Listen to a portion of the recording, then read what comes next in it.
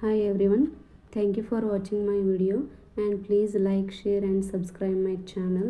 Please support me.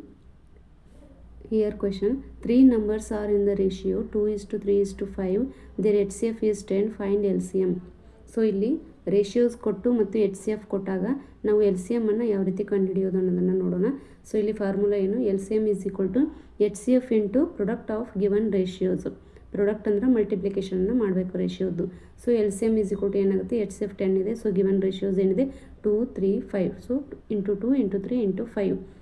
Next ನಾವು multiplication ಮಾಡಿದಾಗ ನಮ್ಗೆ ಏನು ಸಿಗುತ್ತೆ, 2 3 6 6 30 30 300. ಸೊ ಎಲ್ ಸಿ ಎಮ್ ಏನಾಯಿತು 300 ಆಯಿತು.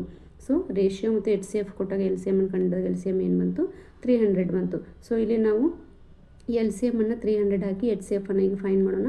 ಸೊ ಇಲ್ಲಿ ಎಲ್ ಸಿ ಎಮ್ 300 ಇರಲಿ, ಎಚ್ ಸಿ ಎಫ್ ಹಾಗೆ ಬಿಡೋಣ. ಸೊ ಇಲ್ಲಿ 2 ಇಂಟು 3 ಇಂಟು 5 ಈ 0 ಕ್ಯಾನ್ಸಲ್ ಆಗಿ 3 1 ಜಾ 3 10 ಜಾ. ಸೊ ಎಚ್ ಸಿ ಎಫ್ 10 ಬಂತು.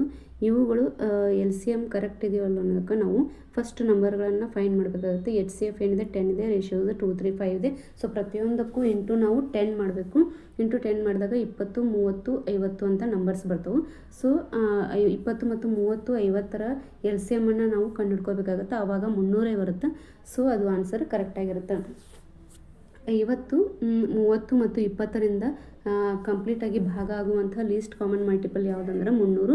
ಅದೇ ಕರೆಕ್ಟ್ ಆನ್ಸರ್ ಬರುತ್ತೆ. ಸೊ ಇಲ್ಲಿ ರೇಷಿಯೋಸ್ ಮತ್ತು ಎಚ್ ಸಿ ಎಫ್ ಕೊಟ್ಟಾಗ ನಾವು ಎಲ್ ಸಿ ಎಮ್ಮನ್ನು ಈ ರೀತಿ ಫೈನ್ ಮಾಡಬಹುದು.